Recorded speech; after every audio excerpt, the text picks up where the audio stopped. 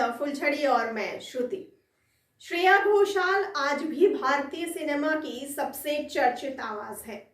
Film जगत में वे playback singer के रूप में टॉप पर है, साथ ही मेलोडी क्वीन के नाम से भी चर्चित हैं। आपको बता दें कि श्रेया घोषाल की संगीत यात्रा राजस्थान के रावत भाटा कस्बे से शुरू हुई, जहां उनके पिता Vishwajeet Ghoshal nuclear power corporation of India में बिजली इंजीनियर थे। आपको बताते चले कि 12 मार्च सन 1984 को जन्मी श्रेया घोषाल ने 4 साल की उम्र में रावत भाटा में सिंगर बनने की ट्रेनिंग लेना शुरू कर दिया। उनकी पहली गुरु उनकी मां शर्मिष्ठा घोषाल थीं, जो खुद एक सिंगर हैं। वे 8वीं कक्षा तक यहाँ के एटॉमिक एनर्जी केंद्रीय विद्यालय में पढ़ी, जहाँ के संगीत शिक्षक जयवर्धन भटनागर के घर जाकर वे गायन सीखती थी। आपको बताते चले कि उनके संगीत शिक्षक जयवर्धन भटनागर बताते हैं कि कोटा में एक संगीत प्रतियोगिता खत्म होने पर रात करीब 11 बजे श्रेया घोषाल को स्कूटर के पीछे बैठाकर वे रावत भाटा लौट रहे थे। मुकंदरा घाटी के जंगलों से जब वे गुजर रहे थे तो अचानक आगे चल रही एक जीप रुक गई। जीप वालों ने इशारा किया कि 50 मीटर की दूरी पर टाइगर खड़ा था। हमारे होश फाख्ता हो गए। उन्होंने कहा कि बाद में टाइगर जब सड़क से नीचे उतर गया तब हम चले। ये था एक किस्सा जो श्रेया घोषाल की जिंदगी में बहुत ही अचरज भरा था। श्रेया घोषाल ने वर्ष 2000 में जी टीवी के सिंगिंग रियलिटी शो सारेगामापा में हिस्सा लिया और विजेता बनकर बाहर निकली। टेलीविजन शो के दौरान श्रेया को सुप्रसिद्ध गायक सोनू निगम, कल्याण जी, आनंद जी जैसे लोगों के सामने परफॉर्म करने का मौका मिला। श्रेया की आवाज सुन कल्याण जी ने श्रेया को मुंबई लाने के लिए कहा। श्रेया मुंबई पहुंची और 18 महीने वहां रहकर आगे की शास्त्रीय संगीत की तालीम ली।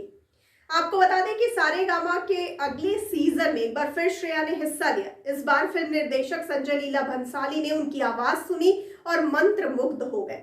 भंसाली ने तो मन उसी समय बना लिया था और फिर साल 2002 में रिलीज हुई अपनी फिल्म देवदास के लिए श्रेया को गाने का ऑफर दिया। श्रेया घोषाल ने स्माइल दरबार के साथ इस फिल्म में कुल 5 गाने गाए थे। आपको बताते चले कि बॉलीवुड फिल्म में प्लेबैक सिंगर के तौर पर डेब्यू के बाद श्रेया की आंधी चल चुकी थी, जिसने कभी रुकने का नाम नहीं लिया। यह श्रेया की मिश्री सी मीठी आवाज का ही जादू था कि वो आगे चलकर सुप्रसिद्ध गायिका अलका याग्निक, सुनिधि चौहान, साधना सरगम और कविता कृष्णमूर्ति जैसे सिंगर्स के बराबर गिनी जाने लगी। फिल्म देवदास के गाने बैरी पिया के लिए श्रेया घोषाल को फिल्म फेयर अवार्ड भी मिला। आपको बता दें कि हिंदी गानों के अलावा श्रेया घोषाल बंगाली, असमी, मराठी, गुजराती, नेपाली, तमिल, तेलुगु, मलयालम और कन्नड़ भाषा में गाने गाकर दर्शकों के दिलों को जीत चुकी हैं।